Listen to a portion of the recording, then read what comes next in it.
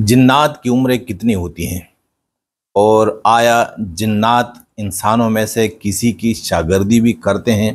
जिस तरह बहुत सारे उलमा हजरात ये दावा करते हैं कि जिन्नात मेरे शागिर्दों में से हैं और आके मुझसे दरस कुरान सुनते हैं, तो क्या इनका ये दावा सही है, दुरुस्त है, या ये झूठ पर मबनी है? तो इसका अंदाज़ा आप एक वाक़े से लगा सकते हैं कि उम्रें कितनी हैं, और जब इनकी उम्रें इतनी हैं तो क्या ये मोहताज हैं इंसानों से सीखने के। हज़रत उमर फ़ारूक रज़ियल्लाहु ताला अन्हु फरमाते हैं कि एक बार हम तिहामा के पहाड़ों में हुज़ूर पाक सल्लल्लाहु अलैहि वसल्लम की मजलिस में बैठे थे कि एक बूढ़ा शख्स आसा पकड़े हुए उसने मजलिस में आके सलाम किया हुज़ूर पाक सल्लल्लाहु अलैहि वसल्लम पर, और हुज़ूर पाक सल्लल्लाहु अलैहि वसल्लम ने उसके सलाम का जवाब अता फरमाया और ये भी इरशाद फरमाया कि अरे ये आवाज़ तो जिन की है, हालांकि वो इंसान की शक्ल में आया था। फिर हज़रत उमर फ़ारूक रज़ियल्लाहु ताला अन्हु फरमाते हैं कि वो शख्स मजमे को चीरते हुए सीधा गया और हुज़ूर पाक सल्लल्लाहु अलैहि वसल्लम के सामने दो जानों बैठ गया। हुज़ूर पाक सल्लल्लाहु अलैहि वसल्लम ने उससे पूछा कि आप कौन हैं? तो उसने अर्ज़ किया कि इस बंदे का नाम, यानी इस ग़ुलाम का नाम है हामा बिन अहीम बिन लाकीस बिन इबलीस। फिर सुन लीजिए, हामा बिन अहीम बिन लाकीस बिन इबलीस।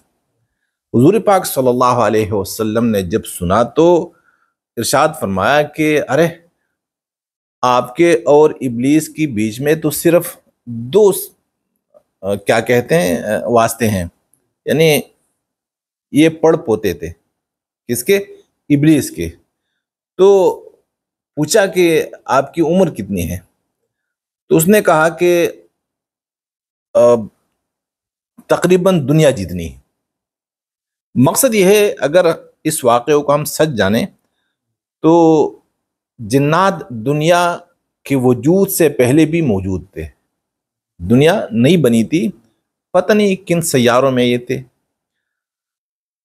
फिर उसने कहा कि मैं जब आदम अलैहिस्सलाम के एक बेटे ने अपने भाई को, यानी काबिल ने हाबील को शहीद किया, तो उस वक्त मैं जवान था और मेरा काम ये था कि इंसानों के दिलों में अपनों के लिए नफ़रत के वसवसे डालना और जाके इंसानों की खुराक की चीज़ें चुराना, ये मेरा काम था। और पहाड़ों पर मैं दौड़ा करता था। तो हुज़ूर पाक सल्लल्लाहु अलैहि वसल्लम ने फरमाया कि अरे जवानी तो तेरी ऐसी गुजरी है और अभी क्या हाल है, यानी बुढ़ापे में। तो उसने अर्ज़ किया कि ए अल्लाह के नबी सल्लल्लाहु अलैहि वसल्लम, मुझे मलामत मत कीजिएगा, मैं आया हूँ तौबा करने के लिए। और फिर कहा कि मैंने पहली तौबा हज़रत नूह अलैहिस्सलाम के हाथ पर की थी और उनके साथ मैं रहा हूँ उनकी मस्जिद में। फिर कहा कि मैं हूद अलैहिस्सलाम के साथ और यूसुफ अलैहिस्सलाम के साथ, याकूब अलैहिस्सलाम के साथ, इसी तरह मैंने मूसा अलैहिस्सलाम से तौरात सीखी है और मूसा अलैहिस्सलाम का सलाम मैंने ईसा अलैहिस्सलाम पर पहुंचाया है कि मूसा अलैहिस्सलाम ने फरमाया था कि जब ईसा अलैहिस्सलाम आएंगे तो उन पे मेरा सलाम कह दीजिए।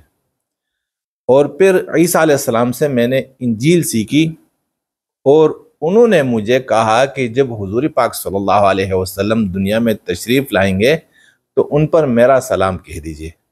यानी नबियों को पता था कि इनकी उम्रें कितनी लंबी होती हैं।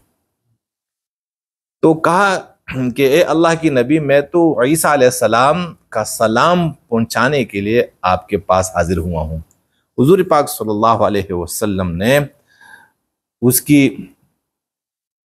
اس کا بڑا اکرام کیا اور فرمایا کہ اے حامہ، مجھ سے ضرور ملاقات کے لیے آیا کرو، اور اگر تجھے کسی بھی چیز کی ضرورت ہو تو مجھے کہا کرو۔ پھر اسی مجلس میں حضور پاک صلی اللہ علیہ وسلم نے حامہ کو کلمہ پڑھایا اور قرآن کی چند صورتیں یا چند صورتوں کی چند آیاتیں تعلیم فرمائی، اور ان کو یہ اعزاز حاصل ہوا کہ نوح علیہ السلام سے لے کر، یعنی ان کی بھی صحابی تھے، اور پھر کتنے نبیوں کے ساتھی رہے ہیں، اور آخر کار ہمارے حضور پاک صلی اللہ علیہ وسلم کی بھی صحابی بننے کا اعزاز حاصل کیا۔ حامہ رضی اللہ تعالی عنہ بن گئے۔ یہ دیکھ لیجئے کہ ہدایت کس کے ہاتھ میں ہے؟ تو ہدایت کے لیے اللہ تعالیٰ نے ہمیں ارشاد فرمایا کہ مجھ سے مانگا کرو۔ ہدایت کسی کے ہاتھ میں نہیں ہے، انسان خود بھی حاصل نہیں کر سکتا۔ دیکھیں ابلیس کا پڑ پوتا وہ صحابی بنا، اور نوح علیہ السلام کا اپنا بیٹا وہ کافر بنا۔ دیکھیں اسی کو کہا جاتا ہے کہ ہدایت، اس کی تقسیم جس طرح دولت کی تقسیم اللہ کے ہاتھ میں ہے، اسی طرح ہدایت کی بھی تقسیم اللہ تعالیٰ کے اختیار میں ہے، جسے بھی چاہے تو دے دے۔ یہ حامہ کے بارے میں حضرت عمر فاروق رضی اللہ تعالیٰ عنہ فرماتے ہیں کہ حضور پاک صلی اللہ علیہ وسلم وفات پا گئے، اور ہم نے آپ صلی اللہ علیہ وسلم کی زندگی میں آپ سے یہ نہیں پوچھا کہ حامہ ابھی تک زندہ ہیں یا فوت ہو گئے ہیں، شاید اب بھی زندہ ہوں۔ یعنی عمریں ان کی اتنی لمبی ہوتی ہیں کہ جب سے دنیا بنی تو حامہ بھی اس وقت پیدا ہوا، اور حضور پاک صلی اللہ علیہ وسلم تک وہ زندہ تھے، اور پھر اللہ نے ان کو صحابی بنا دیا۔ جو علماء یہ کہتے ہیں کہ بھائی میرے درس میں اور میرے مدرسے میں اور میرے کمرے میں جنات آتے ہیں، میں انہیں پڑھاتا ہوں، یہ جھوٹ پر مبنی دعوے ہیں، اور میں ان دعووں کو تسلیم نہیں کرتا، کیونکہ جن کی عمریں اتنی ہیں اور جنہیں کسی بھی ملک جانے کے لیے ویزا اور ٹکٹ کی ضرورت نہیں پڑتی، تو وہ کیسے آ کے ایک 30 سالہ جوان سے یا 60-70 سال کا آدمی کہ اس نے صرف 8 سال پڑھا ہے، اور یہ اتنی عمر والے یہ بیچارے آ کے ان سے سیکھیں گے؟ جیسے کل کے واقعے میں نے عرض کیا تھا کہ اللہ تعالیٰ نے فرمایا کہ جنات کی ایک جماعت آپ کے پاس آئی تھی، اور انہوں نے قرآن سنا اور ایمان لے آئے۔ حضور پاک صلی اللہ علیہ وسلم سے ملاقات بھی نہیں کی، لیکن فوراً ایمان لے کر آئے۔ تو انہوں نے بھی کس سے تعلیم حاصل کی؟ حضور پاک صلی اللہ علیہ وسلم سے۔ اور اسی طرح حامہ رضی اللہ تعالیٰ عنہ، انہوں نے جو بھی کتابیں پڑھی ہیں تو نبیوں سے پڑھی ہیں۔ اب یعنی جس مخلوق میں ایسے لوگ ہوں تو کیا ان کی اولادیں، ان کی نسل والے، ان کی قوم والے، ان کے قبیلے والے ان تک نہیں پہنچ پائیں گے؟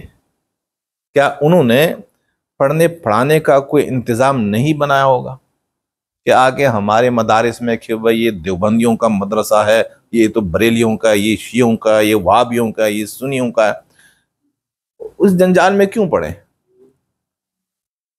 تو اس واقعے سے یہ پتہ ہمیں چلا کہ جنات کی عمریں بہت لمبی ہیں، اور ایک یہ ہمیں معلوم ہوا کہ جو لوگ یہ دعویٰ کرتے ہیں کہ کسی جن نے میرے ہاتھ بیعت کی ہے اور مجھ سے پڑھا ہے، میرا شاگرد ہے، تو یہ سب جھوٹ ہے۔